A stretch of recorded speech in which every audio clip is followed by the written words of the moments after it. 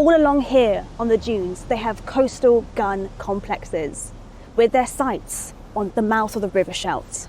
Looking at the size, the shape, the depth of them, they must be 20mm rounds coming from Allied aircraft shooting down in this direction. They're not doing a lot of damage.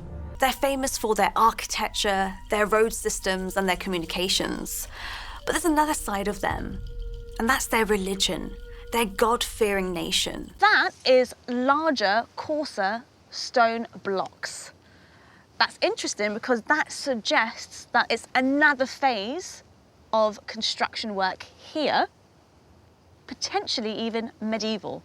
So we have a snapshot, 400 years worth of architecture in this trench. Now, he's a British citizen and his mother is standing right next to him, but Andrew refers to his mother as auntie, which in their culture is normal. However, border control think that his passport is fake and they want to deport him back to Ghana. He gets the white peat, dips it in nitroglycerine, and then wraps it in paper. Dynamite. Biggest trench in the car park from the weather. I think we're going to need a bigger sponge. Yep, or failing that, maybe a pump. Never a dull day in Strelly Hall, is it? The problem is, it's coming in as fast as it's going out. We've got to choose some favourites, so how do we do that? It's a bit of a hard one here. It's like asking a parent their favourite child. How about Massam? Very good idea. It was actually a really unique opportunity to look at the extent of a cemetery site that was over 1,000 years old, an Anglo-Scandinavian one. And actually, we did find some human remains. A lot of people may assume that they were actually buried together. So we know it's a female, 11 to 15-year-old. These horizontal lines, dental hyperplasia. Now, this implies either malnutrition or a disease. Intertwined knot is one of the most famous symbols that you'll see throughout the chateau. But what's really interesting here is that it should have H for Henry and the intertwined C's for Catherine. But some people have speculated that it actually looks like a D for Diane. What's going on? I mean, just doesn't happen in your average school season. Hi. You okay? Yes. Sorry you can't play football. So right now, it might look a bit wet, but that is sometimes what happens on archaeological excavations. We try to do as much as we can. At least the ground's not going to dry out. So we can actually see that the roots have really spread out.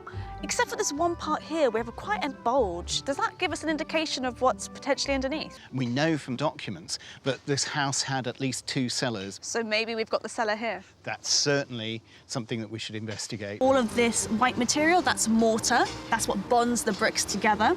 And you can even make out where the bricks were. Ah, that is paint. So we have painted plaster. Already you're getting little indications of what it could have been like inside the house. Just imagine you're out in the farm doing your day-to-day duties and you stumble across something that you weren't expecting. You have a peek through and you actually see these clay structures staring back at you.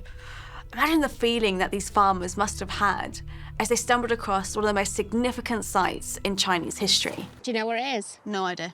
It's a toothbrush. No. Yeah, absolutely. I don't think I've ever seen a toothbrush. A lot out of bone, anyway. Just thinking about someone having this in their mouth like 150 years ago. And now it's in your hands. Yeah, it's great. Liverpool's location on the River Mersey proved to be a key advantage, allowing it to grow as centre of trade and commerce. But it was the transatlantic slave trade that propelled Liverpool into the position of global importance.